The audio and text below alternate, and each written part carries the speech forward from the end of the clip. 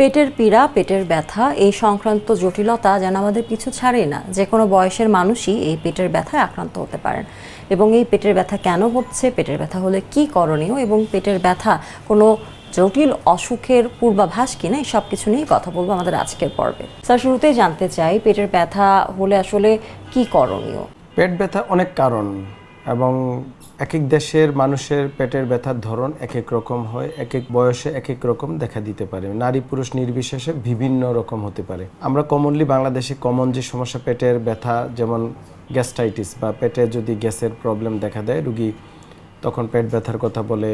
অনেক সময় পেটের বিভিন্ন ভিসেরাল প্রবলেমগুলো দেখা দেয়। আমাদের পেট তো এখানে অনেকগুলো ভিসেরা আছে, যেমন লিভার, কিডনি, গ্যাস্ট্রোইন্টেস্টাইনাল ট্র্যাক্ট, তারপরে জেনিটাল অর্গানগুলো আছে, যেমন মহিলাদের ওভারি, ইউটেরাস, তারপরে পেটের ব্লাডার, মানে অনেকগুলা ভিসেরা পেটের মধ্যে থাকে। তো এই পুরা ভিসেরাল অ্যানাটমিক্যাল বিভিন্ন ডিসঅর্ডার হতে পারে, বিভিন্ন খাদ্যাভ্যাসের কারণে গ্যাস্ট্রোইন্টেস্টাইনাল সমস্যা দেখা দিতে পারে, ফিমেল বিভিন্ন ডিজিজ থেকে দেখা দিতে পারে, পুরুষদের আলাদা দেখা দিতে পারে, মানে অনেক কারণ আছে পেট ব্যথার।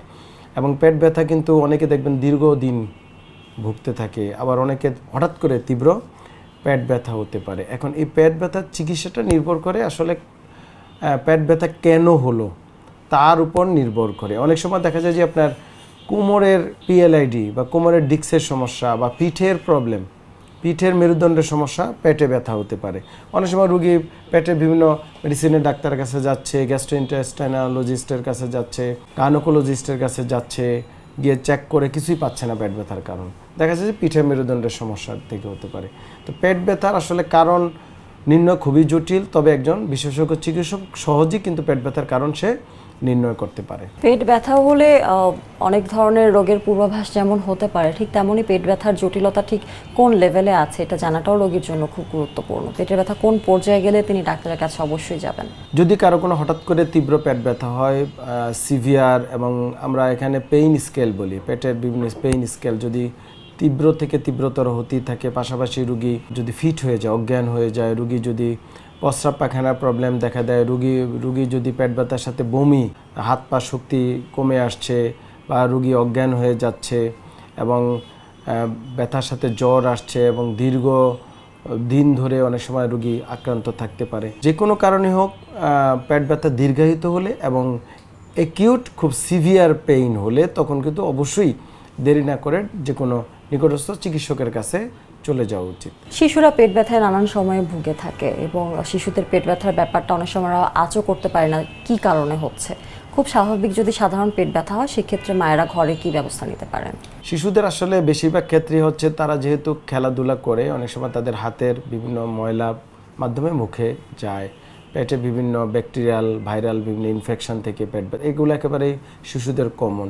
বিভিন্ন খাবার, যেমন তারা কিন্তু স্পাইসি ফুড, চিপস, বিভিন্ন আপনার ভাজা পোড়া, এগুলা বাচ্চারা অনেক সময় খেয়ে ফেলে, চকলেট খায়, এই সকল কারণে কিন্তু সাধারণত পেটের ব্যথা বাচ্চাদের এটা কমনলি বিভিন্ন ডিজিজ থেকেও পেটে হতে পারে, যেমন আমাশয়, পাতলা পায়খানা বা বিভিন্ন ডিজিজ থেকেও বাচ্চাদের এটা কমনলি হতে পারে।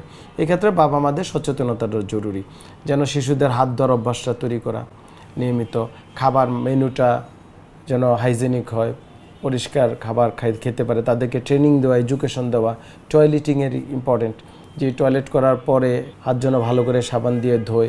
আর খাবারের তালিকাটা শিশুদের জন্য যেটা সহজ প্রাচ্য, ইট ডিপেন্ডস আপন বয়স অনুযায়ী। এক এক রুগীর, এক এক শিশুদের কিন্তু এক এক বয়সে এক এক খাবার জরুরি। তো এই ক্ষেত্রে প্রয়োজনে ওনারা পেডিয়াট্রিশিয়ান ডাক্তারের হেল্প নিতে পারে, গ্যাস্ট্রো লিভার ডাক্তারের হেল্প নিতে পারে, মেডিসিনের ডাক্তারের হেল্প নিতে পারে।